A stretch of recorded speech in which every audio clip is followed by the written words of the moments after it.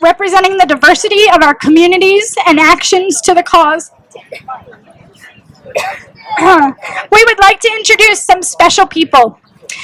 Gay Gooch. In 2010, her son Corey took his own life, but suicide did not end his loving, caring nature. He gave more than 50 others new leases on life by donating his organs. He is a lifesaver to many and loved and missed by many more. Gay walks in hope that no other mother has to have only memories of their son.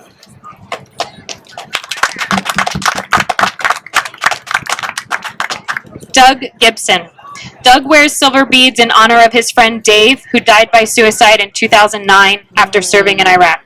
Doug is also a veteran, having served 5 tours in Iraq, Kuwait, and Afghanistan, and we're honored to have him here today.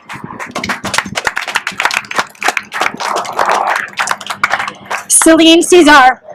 Today, Celine wears orange beads in honor of her brother Xavier, who died by suicide on July 31st, 2010. This is Celine's 3rd Out of the Darkness walk, and she walks in memory of her brother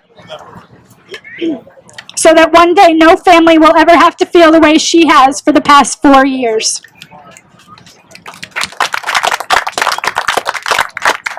Blanche Johnson. Blanche wears purple beads to honor so many of us who have lost a friend or relative to suicide. Blanche's niece, Tatiana Dali Malare, took her life 1 month before her 15th birthday 2 years ago. Blanche raised her and her sister for 9 years on Oahu until they were returned back to their drug-addicted, almost homeless parents. After being home on Kauai with their parents and other siblings for over 6 months, Tatiana decided to be with the Lord. She was a very bright, smart, beautiful, and popular girl at Kapolei High School. Halisa Sowash. Halisa wears green beads for the many of us who struggle with depression, addiction, or many other mental disorders. Today she is a college graduate, a mother of 4 and soon-to-be grandmother, and Mrs. Hickam Petit. Paula Okamoto. Representing the loss of a spouse, partner, or significant other, Paula lost her husband Rick in 2006. Paula walks because the Out of the Darkness walks create awareness. She invited her niece to come with her last year and found out that her niece survived an attempt. Paula feels that we as a community need to stop keeping suicide in the darkness and reach out to those we love before it's too late. Casey Spoor. Casey wears gold beads to honor her mother. Her mom had the heart and soul of a gypsy. On July 29th, 2011, she left on her final journey. Casey walks today because she is still here. Eric Tash. Last but certainly not least, Eric wears blue beads in support and solidarity with friends and family in remembering the loved ones who have taken their lives and to acknowledge those who have survived their attempt. Suicide has a devastating impact on all of us, but there is hope. Today's walk is a big step in raising awareness and funds in support for this critical national and statewide health issue. It is a call to action. Together we can make a difference. Together we can join in this great effort, and together we can save lives.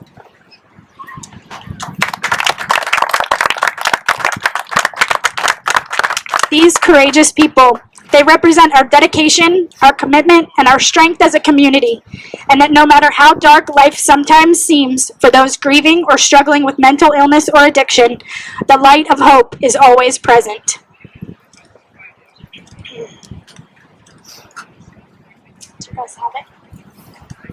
As the rising of the sun and its going down, we remember them.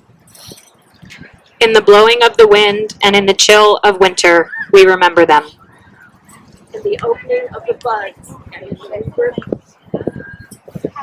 Sure.